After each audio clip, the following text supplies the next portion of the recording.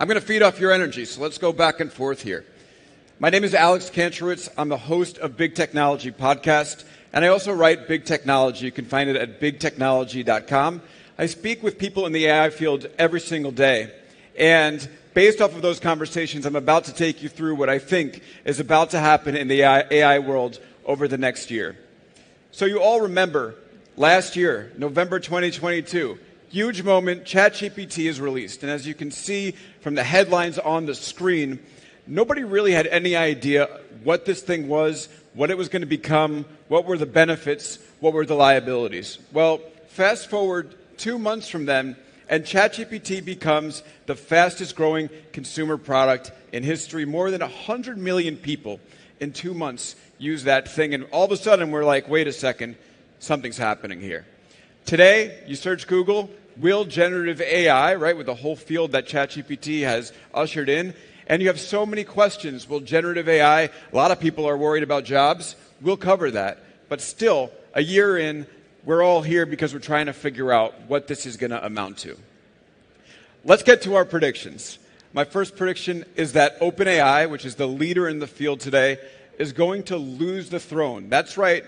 OpenAI will lose the throne. It will still factor in, but it's not going to be the leader in the field that it is today. Now, I see a lot of skeptical looks in the audience, so allow me to make the case. First things first, OpenAI did what it did with an amazing strength, but that strength is also a vulnerability. And what I'm saying is that OpenAI took publicly available models, the transformer model in particular, that was embedded within Google and made the world's most popular product, right? It said, we're going to use this model and we're going to make a chatbot that takes this pre-existing technology and turns it into something people are going to want to use. That's great, but the problem is that now, a year later, all these other companies have taken this publicly available data and said, we're going to make our own too. So now, instead of just having GPT-4 standing alone as a model, you have Anthropic, which was founded by ex-OpenAI employees. And by the way, they didn't steal IP. You have Google's in the market, and they're researching what everybody says is going to be an even better model than GPT-4 in Gemini, so stay tuned for that. Facebook is in the market with Llama 2. And then you also have Elon Musk coming in with Grok, right? I think all of the models on the screen, with the exception of Grok, are going to have a chance of really making some waves. Now, and I'm sorry, Elon Musk, but what happens when this technology is commoditized? Prices come down. And event after event, we see OpenAI talking about how everything's getting cheaper. People are going to build more. And yes, it's exciting when you're building technology, and it's good for everybody building. But unfortunately, when the prices come down, that means for OpenAI that the models compress. And when the models compress, you become a less powerful company. Now listen, you've had the models commoditize. The margins compress. And what does that mean? It means that OpenAI is in the hits business. They have to not only sit on ChatGPT and sit on DALL-E 3 and make millions and billions of dollars based off of these products and the models underlying them, but they have to continually be building new models and new products in order to stay on top. They actually had one that they tried to release earlier this year, and it never saw the light of day. And when you're in the hits business, taking money in and pushing hits out is never so easy. Ask people in Hollywood, right? You're not going to get an amazing film just because you're spending money on it. And I know there are probably some fans of the new Amazon Lord of the Rings series that they have on Prime, but that's a prime example. The other thing that OpenAI is facing is the open source threat. What you're looking at on the screen is a Google engineer's words. And this person said, listen, we have our own models, but the open source movement is growing so quickly that we have no moat. This Google engineer was honest about Google, and they were honest about OpenAI. And why is there no moat? There's a 3-step process that most companies are building when it comes to building with generative AI. The first is you start with OpenAI. Why? OpenAI has the models that are easiest to use. They have APIs. They are well known, and they've been doing this for longer than anybody else. But then something happens as you grow. You go from the plug-and-play solution to creating a product that you can put any model in, and it will work exactly the same. And that's what Michael Magnano, a VC at Lightspeed Venture Partners, is telling me in a recent edition of Big Technology Podcast. So you go from the API, and then you move to a way where any model plugs in, because one model might be better for your product. You don't want to be wedded to one company's model forever. And then finally, you go to open source, because open source allows you to customize in a way that you can't by just plugging in to an API. Oh, and then there's this guy.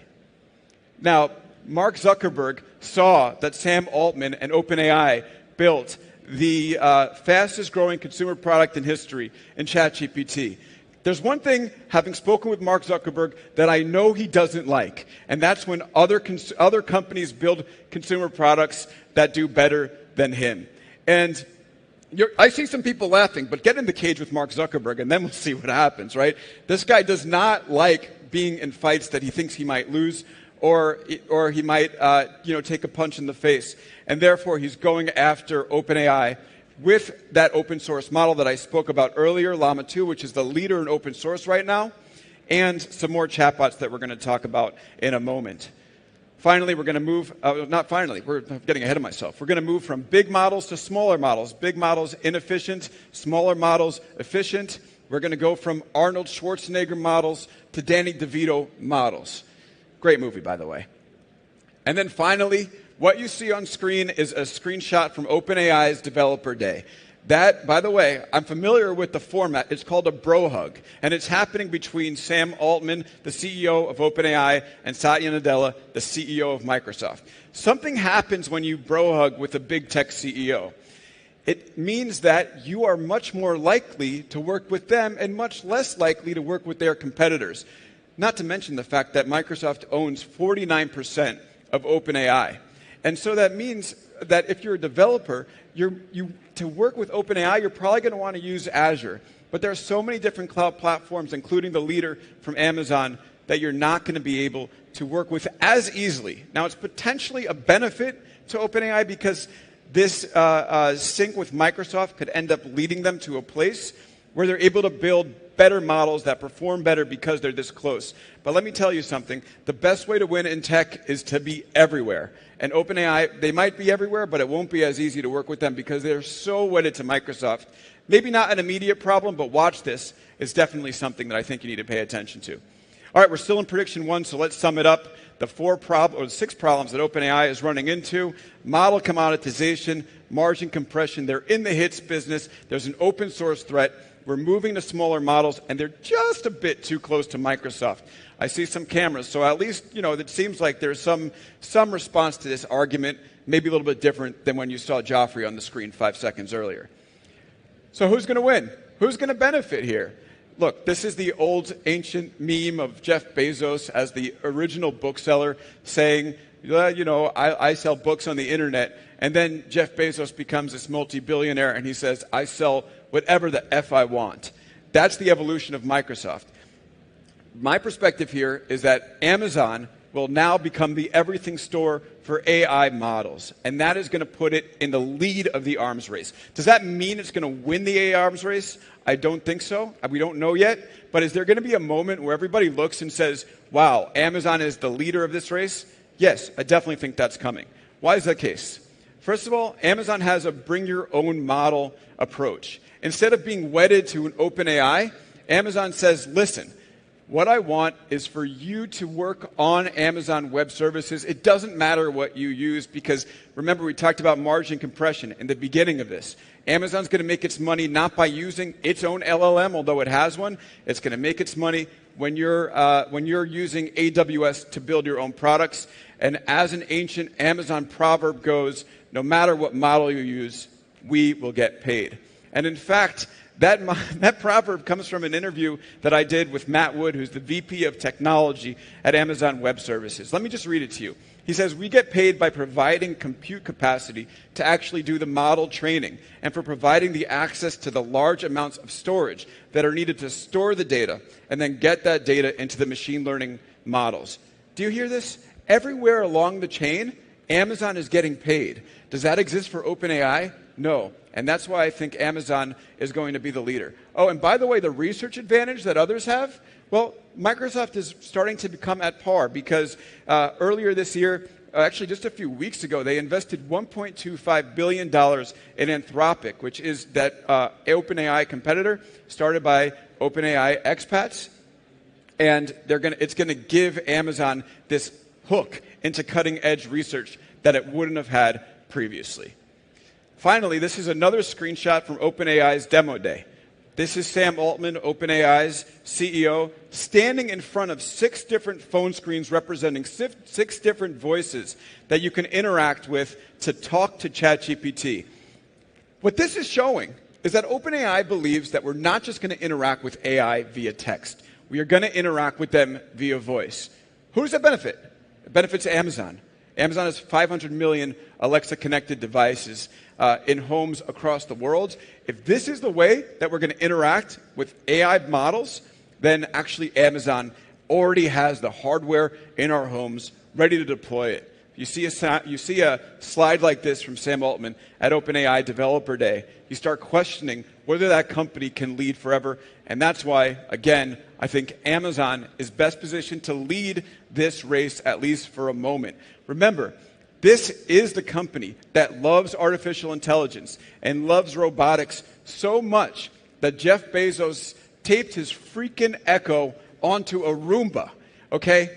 They're not going to lie down and let others take this field. It's just not going to happen. Clearinghouse for AI models, Anthropic partnership, 500 million Alexa devices, take it to the bank. Amazon is going to lead here. All right. Now, this is a great excuse for me to show some of my favorite nature photos. I am predicting that we're going to move from broad to narrow use cases of AI. Now, this first photo here is a photo of me at the Grand Canyon. And the Grand Canyon is a sight to behold. It's wondrous. One problem, you have no idea where the hell to go because it's so open and vast. Second, also in Utah, is a narrow canyon. Narrow canyons are a little less grand and they're a little less breathtaking, but you know exactly where to go when you're walking through a narrow canyon. And it's similar with AI. ChatGPT just takes you in this broad area. You open up that ChatGPT window and you look at it and you say, well, I know this is wondrous. I know this is cool. I know there are a lot of different directions to go in, but damn, I have no idea where to take it. We're going to go to narrow models. We're going to go to an era where you're going to start using purpose-built AI models, and that's, again, why in OpenAI's Developer Day, you had Sam Altman standing in front of dozens of personal GPTs that are purpose-built to make certain tasks easier for you with generative AI. Broad to narrow. And just think about the advantages versus the disadvantages. Broad, you're inefficient because you're basically querying the world's knowledge every time you talk to this thing. It hallucinates because it's just handling a lot of information. And there are unlimited use cases. Small bots, they're efficient, they're working on less information because they know what you're probably going to do with them. They have specialized training, so people will upload information inside these bots, and they're much less likely to hallucinate because they know exactly where you're going with this, and they're going to rely on that information base. And there's clear use cases. You're in there, you know what to do. You're not saying, I know this thing is cool, but I wonder where I should go with it. We're already starting to see this in practice with legal bots like Harvey, which law firms are using to query legal material, go through discovery, and ultimately make their lawyers more efficient. And then the other image that I have on the screen here is the 28 different bots that Meta introduced in WhatsApp and Messenger in their most recent rollout. Again, let's go back to the theme. Mark Zuckerberg wants to kick the crap out of Sam Altman and OpenAI. He's not doing it with one bot. He's doing it with many bots. And if you thought that Elon Musk Zuckerberg cage match was the main event, no, that was a sideshow. Him versus Sam Altman, that's where the real fight is going to happen, and he's betting on narrow. And you can already see the data start to come out that proves my point, that shows you that something like ChatGPT just is not as serious of interest to people as people thought it was going to be. I mean, look at this data. Sessions down 29%, 3 straight months of declining usage in the summer. Bleeding users, says Gizmodo. Now listen, whenever I share this data, people tell me, well, it's because students were out of school. Just wait till the students come back to school, and it's going to be a different picture. Really? So you're telling me that your technology shrinks when school's out of session and it grows when it's not? That's ridiculous. It has to be something that's broadly applicable and available, and that's going to be when we move to these narrow use cases. Students love it because they can type in any coursework. It's just not a model for a product that has long-term success if we don't reach general artificial intelligence. If we create AI that's on par with human intelligence, then all bets are off. But until we get there, bet on the narrow. Anybody here see the movie Free Guy? All right, we got some hands. It's a great freaking movie. Let me tell you what happens. Ryan Reynolds is a non-playable character in a video game. Okay, a non-playable character is also known by the acronym NPC. And what that is, it's the people that kind of walk around in the game. They have no dialogue. They're not there to really interact with you. You can punch them in the face sometimes, and that's about it. And in this movie, Ryan Reynolds, the free guy, wakes up and he becomes sentient. And he's like, wait a second. He starts to express the full range of human emotion.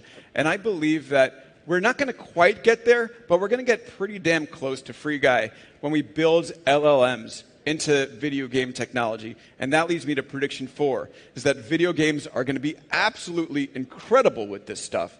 And I think when they get there, we're going to move from an era where we pulverize NPCs to we empathize with them. Instead of running them over with a car, we're going to have a conversation with them. They might even be our friends. And when we're working in these virtual worlds, we're just going to get to a point where a video game is going to feel so much more like real life, and that's going to make them freaking amazing.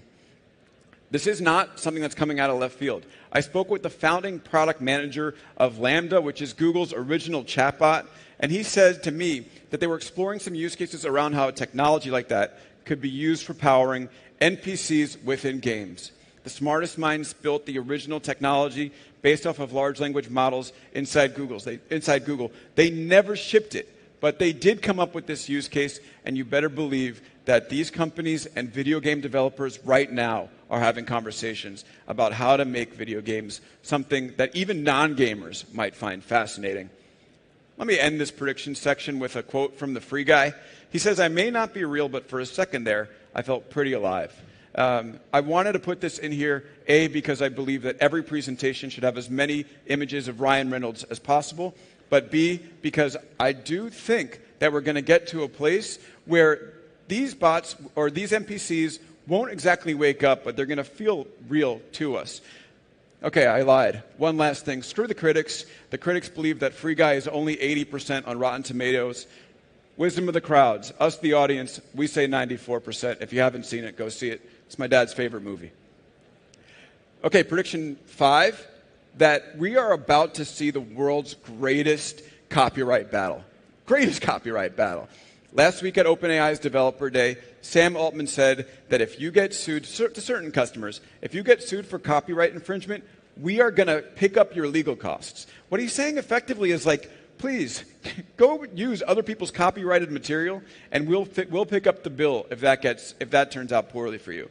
We also have Andreessen Horowitz, who said recently that if you training on copyrighted material makes their investments worth billions of dollars more than if they couldn't use it. And they were deploring the Copyright Office. Please, let us train on copyrighted material. This is something that the AI movement needs to train on. But there's another party here, and that is the people producing the copyrighted material. And let me just direct your attention to a recent article that showed that the Associated Press did reach a deal with OpenAI to allow them to train on their material. By the way, remember the whole broad use case, right? If you look at these interactions, you're going to want to know, what am I supposed to do with them? News is amazing to solve that problem. It can say, hey, these stories are breaking. Would you like to know more? People are going to chat with them. Extremely, extremely valuable to these developers. And that's why OpenAI is starting to pay some of them. Extremely valuable to developers. That's why OpenAI is starting to pay some publishers, with the AP first among them. But they're not going to pay everyone. And what happens when they don't pay everyone? They're going to get sued. And you already start to see that there are some rumblings from the New York Times saying, you're training on my stories, now give me my money. And let me remind you of a famous journalism proverb, which is, take my work, and I'm going to sue you. And I think you're going to start to see many, many lawsuits, and the courts are about to basically determine the future of this very important new wave of technology. By the way, not immune to me. Like I said, I publish on Substack. I was going through my settings. I never knew this existed. And recently, I came upon this toggle that had opted me in to letting Google and OpenAI and other bots of a similar nature train on my material. Now, as you can see, this is a live shot from my Substack dashboard. I'm allowing them to train. But more and more questions are going to come up about this, and people are going to try to figure out how we get paid for helping these models live their potential. By the way, I love the innovation. I want to see these models succeed, but there should be a fair value transaction. Andreessen Horowitz is telling us that this information they're training on is worth billions of dollars, but you tell me that we can't get compensation for that? It's not going to fly for me, and I don't think it's flying for many others. All right, bottom line, AI copyright winter is coming, and the way this plays out might determine whether we head into another AI winter itself. Finally, good news on the horizon. We're keeping our jobs, people. Let's hear it for our jobs. Yeah. Who booed jobs? Don't boo the jobs. No, but this is great. I think the only way that we're going to see consultants tell us that we are redundant is going to be because our companies are failing, not because AI has replaced us and is good enough to do our work. Why is that? I personally have 4 reasons. First of all, AI makes us better at our jobs. If you're a boss and your worker comes in and says, I'm now 20, 30, 40% better at my job, who in their right mind says, great, you're fired? It just doesn't happen. And so we're going to see people get better at their jobs. Bosses always want people to be better at their work, and so they're going to keep them. It's actually a retention policy for workers around the world as opposed to something different. And on top of that, the bots can only handle a wide range of tasks. You can use them, for instance, to get you information from a document, but whose job is only to get information from a document and hand it to their boss? Even research assistants need to take meetings. They need to figure out what the task is. They need to go deep in the subject matter. They need to be experts on the stuff going on previously. So yes, they can have some conversations with these bots, but it's not replacing them. Also, change management is hard. Anyone that's been involved in change management inside an organization knows this to be the case. And then finally, AI job loss is something that we're seeing from companies that are weak anyway. They're going to have to do layoffs anyway. And they go to the market and they say, listen, we have to do these job cuts and we're replacing our employees with AI. Oftentimes, no, they're not. They're just trying to get positive market momentum because they're going to be seen as a forward-looking company. It's just not the case, okay? Be very, very skeptical when a company says we're replacing our employees with AI. Generally what that means is we are weak and we're trying to find some excuses and a positive narrative. All right, really important stuff here because you're seeing it more and more.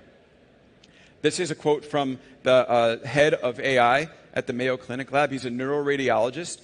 So everybody remember when AI started making its way into computer vision and they said it was going to replace radiologists because it can read scans better than they can?